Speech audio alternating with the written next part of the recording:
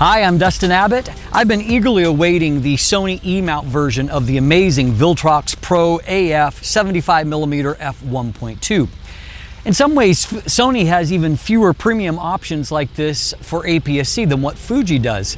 I expected a port over from Fuji X-mount onto Sony E-mount, but this lens is even better than I expected. It has some new features, it has more refined autofocus, and of course it has that same amazing optical performance that really sets this lens apart and makes it an amazing value at a price point of $550. So should you buy one? Well, you can get my complete thoughts right after a word from our sponsor. Today's episode is brought to you by Fantom Wallet, the minimalist modern wallet that is now even better with the new Fantom X that is crafted from aluminum right here in Canada. It is 22% smaller and 35% lighter, while still making it easy to access your cards and money when you need them, thanks to their unique fanning mechanism. You could even customize your wallet due to its modular design, with accessories like a money clip, cash holder, ID display, and even Chipolo and AirTag tracking integration. Visit store.fantomwallet.com to check out their unique sizes, styles, and finishes that span from aluminum to wood to carbon fiber, and use code DUSTIN15 for 15% off when you're ready to check out. So as noted, there are some new and improved features on the Sony E-mount version. That starts with more options when it comes to the control of the aperture. We now have the ability to declick the aperture, and so you can either use it with it clicked in 1/3 stop to tenths, or you can declick that aperture and you can smoothly rack through the various aperture options for aperture racking. It gives you more control over that and makes the lens a little bit more useful for video production. Aperture has 11 blades and it remains beautifully circular even as you stop the lens down, as you can see here. Also added on is now a focus hold button, which has become pretty much a Sony standard feature, and so it is included here on the Sony E-mount version, which of course it can be programmed to various functions there. We continue to have the AF/MF button or switch, which I'm always very glad to have, and so we have a more feature-rich lens here. We also continue to have a thorough weather sealing with a total of 9 seal points throughout the lens, but now we have what is a more distinctive and stylish rear gasket, which is kind of the orangey red color that Viltrox employed on the 16mm F1.8. And I really like this because it gives the lens a distinct flavor that is uniquely Viltrox. I love, for example, the fact that Zeiss used to use a blue gasket there, that in a kind of a Zeiss blue color that set their lenses apart from everyone else. And it's great to see Viltrox getting their own sense of style here, which I really appreciate. The focus ring itself is all in metal, but what is really improved is that it is more refined in the actual focus action. Before I could see some visible steps, I don't see that here on the E-mount version. And this of course makes for a more quality manual focus experience. Now what hasn't changed is that this lens remains big. It is not a small lens for an APS-C lens. In fact, you can see here that their older 56mm F1.4 is dwarfed by the 75mm F1.2 in either X-mount or Sony E-mount. This lens is 87mm in diameter, that's 3.42 inches, and it's 101mm or 4 inches in length, giving you a large but common 77mm filter thread up front. It also weighs in a little bit heavier in the E-mount version at 675 versus 670 grams. That's 23.8 ounces. And so this lens obviously is going to balance better the larger the body you have. I've actually tested it in the APS-C mode on my Sony A7R Mark V, which gives you 26 megapixels of resolution. So it makes really for probably the best APS-C experience out there outside of the newly announced A6700. But the fact that this is a larger full frame body actually works really well for the Viltrox lens, as it's a more natural fit here. It's really more of a full frame lens in terms of size, and that's probably the primary negative that anybody's going to take away. But as we're going to see in a moment, I would say that the optical performance probably justifies the size. Another feature that Viltrox has had for a long time but continues to employ here that's very welcome is a USB-C port on the lens mount that allows you to do firmware updates right there to the lens. It's a great approach. Throughout this lens, you see some of the other reasons for the size and the weight, in that the materials are all really nice scale here. Everything is in metals outside of the lens hood, which is the only plastic thing here. You look inside, there is a lot of glass there. One thing that Viltrox has historically not done well, that unfortunately continues to be the case as it was with the Fuji version of this lens, and that is that the minimum focus distance is a pretty low 88 centimeters, and that gives you only a 0.10 times maximum magnification. So that's one area that I would still like to see improve from Viltrox, but frankly it's hard to complain too much when they are doing so well at this point. Now, as noted in my introduction, I did find autofocus performance much better in the Sony E-mount version. Now, I will say this, since the time that I reviewed the X-mount version, they have had some firmware updates and it focuses better than it used to, but the bottom line is that Fuji autofocus is just not as good as Sony autofocus, and so whether it's the lens or the camera or some combination of the two, I got much better autofocus results here on the Sony platform. I found that I was able to just grab shots of birds in flight without even having initially acquired them, just jumping on, grabbing focus. And even at f1.2, I was astonished by how perfect the autofocus was in that setting.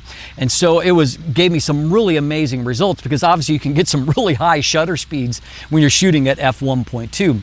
I also found that I had fairly good results when tracking a dog splashing through water, but again, f1.2 is a really shallow depth of field, and with the water droplets spraying up in the air, I didn't get as many keepers because there was more distractions in the air, but I still got some amazing shots during that sequence.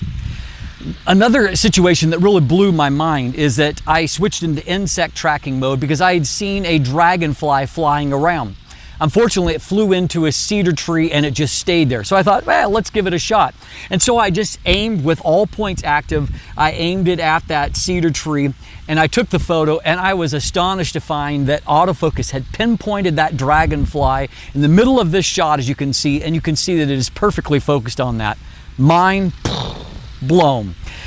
I also found that more simple subjects, static animals, the shot of a rooster shot through leaves, all of that stuff was zero problem, as was shooting humans. At this point, IAF tracking on human subjects is really fantastic, and the lens was essentially flawless, even in the hands of inexperienced photographers. For example, taking pictures of me at my birthday this year, even with my face down, you can see that autofocus just nailed at f1.2.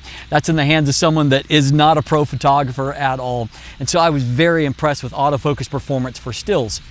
Now for video, autofocus overall was good, but not as good for a couple of reasons. First of all, when doing big focus pulls, I found that it was a little less confident. There's a little bit of pulsing, almost like it rocks past the focus point and comes back on a few occasions. Now, I did see it do a better job when it was doing my hand and eye test, a more obviously recognizable subject, and so the transitions are smoother. But you will note in both clips, there's some obvious focus breathing that kind of does draw extra attention to the focus that is taking place. And doing just a long shot where I just kind of slid along, shooting in foliage of leaves, shooting from one to another, transitions were not super well damped, so they're a little bit abrupt, but focus confidence was pretty good. But what I did find that it did really well is to show stickiness when grabbing onto a subject. So whether it was these, kind of wildflowers that were blowing around, you can see that even at f1.2, it's staying locked on there. And it also did a pretty good job of Nala coming towards me, which is not something that I always see lenses do well in video mode. So overall, I was extremely impressed with autofocus. It was exceptionally good for stills and good enough for video that in most situations, I think it's going to do a great job. So let's talk about the image quality. Already, this is an exceptional optical instrument, and it kind of spoiled me because it was one of the very first lenses I reviewed on the 40 megapixel level of Fuji's sensors. And so it performed well enough that I got the mistaken thought that lenses were going to do okay on that platform. What I have found since is that most more mortal lenses struggle a whole lot more at that high of resolution, which is basically the equivalent of a 90 or 91 megapixel full frame camera.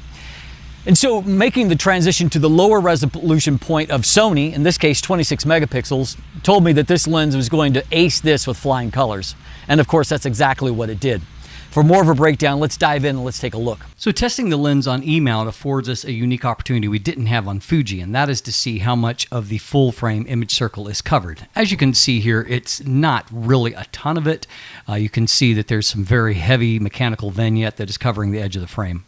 So I tried here to take that image and to crop as much as I could to see how much of the image is left. And so as you can see here, it's really not a radical difference from the actual APS-C crop. And so this is definitely an APS-C type lens. Now, as far as the actual vignette and distortion on APS-C, you can see here that there's some prominent vignette and basically no distortion. And so if I do my manual correction here on the right, you can see it's not all that difficult to clean that up. I did nothing to correct for distortion because there basically isn't any. And as far as the vignette, I put in a plus 55 and moved the midpoint over to 0 for a nice even result. Now, there is a profile that's already out for this lens for the Fuji X version. As you can see, it works just fine as well. Now, this is a lens with very few optical flaws. As I know already, it's a really exceptional lens optically. So if I'm going to try to be critical, you can see as far as the bokeh geometry, there's definitely some lemon/cat eye shape towards the edges of the frame. And if I look here, even at a 200% level, I can see in this kind of extreme circumstance a minimal amount of fringing. If I go back to a normal 100% magnification, however, you can see that really there's not a whole lot to complain about there in terms of fringing. It's really quite well controlled. So here is our test chart that we'll take a look at starting at f1.2, and I am doing this on the APS-C mode of the Sony a7R Mark V, which is my current standard for shooting APS-C E-mount lenses, 26 megapixels. This is at 200% magnification.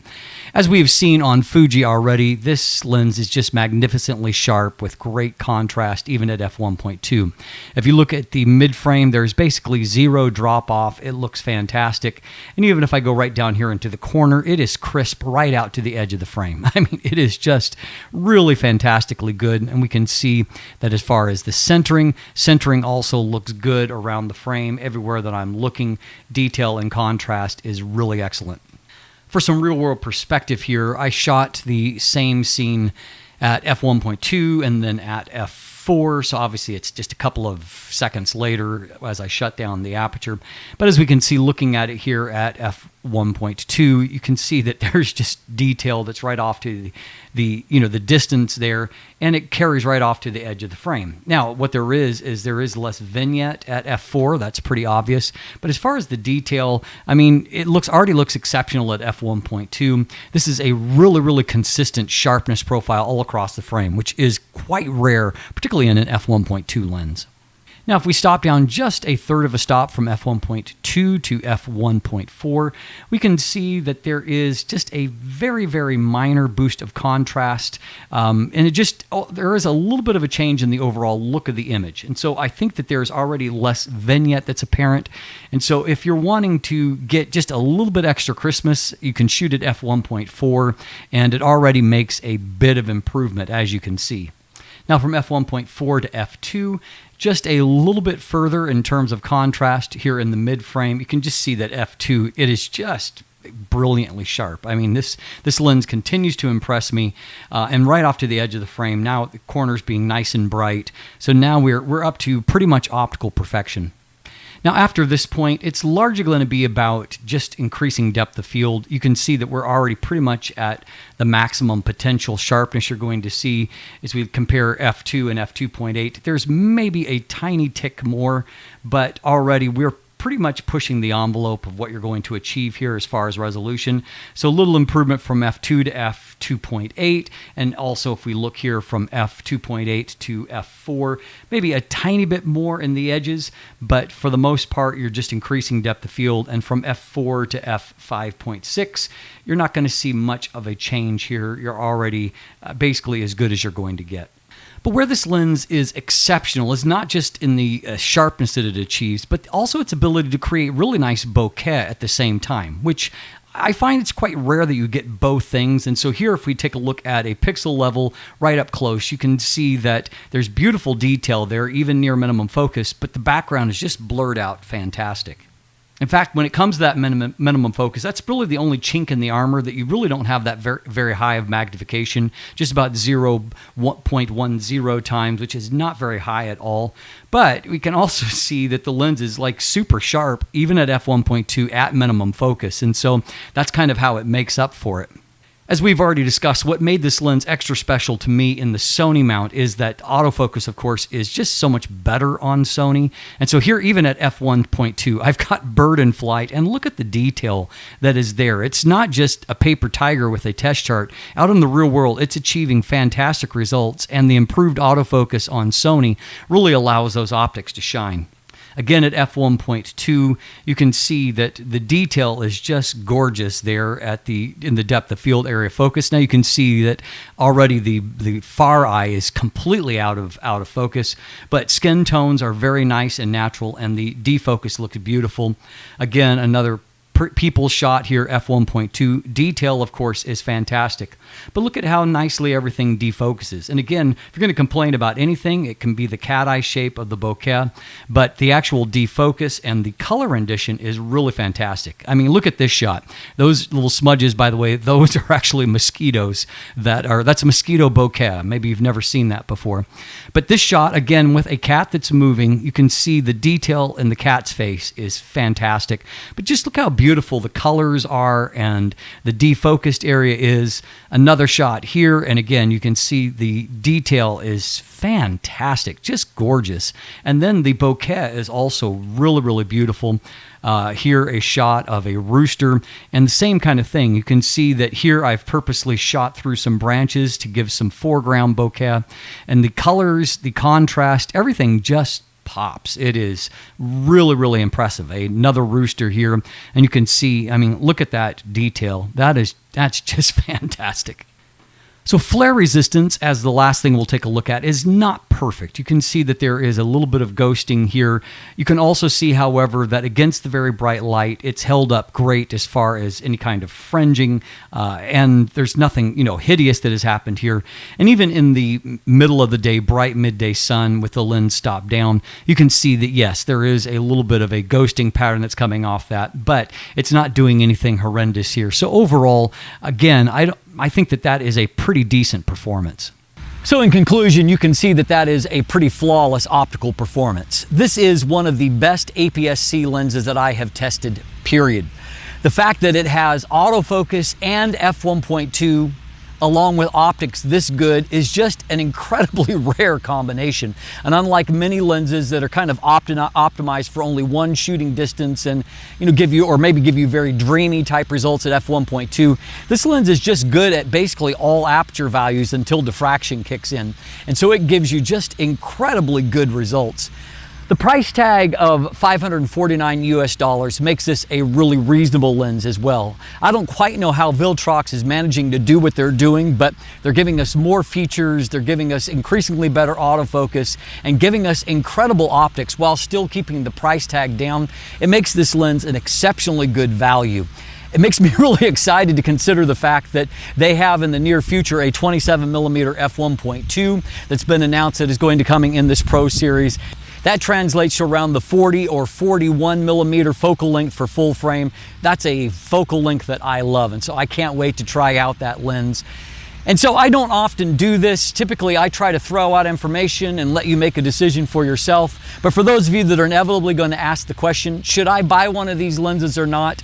If you need this kind of focal length, absolutely. This is probably the best portrait option that I know of on Sony APS-C. It delivers gorgeous results, beautiful bokeh, beautiful sharpness, beautiful contrast, beautiful color, all of those things. Just go buy one. I'm Dustin Abbott. If you look in the description down below, you can find linkage to my full text review. You can also find linkage to an image gallery if you want to see more photos. There are buying links there, just being populated because it's early on, but you can make your pre-orders for the lens there. Beyond that, of course, linkage to follow myself or Craig on social media. You can get channel merchandise, you can become a patron. If you haven't already, please like and subscribe. Thanks for watching. Have a great day, and let the light in.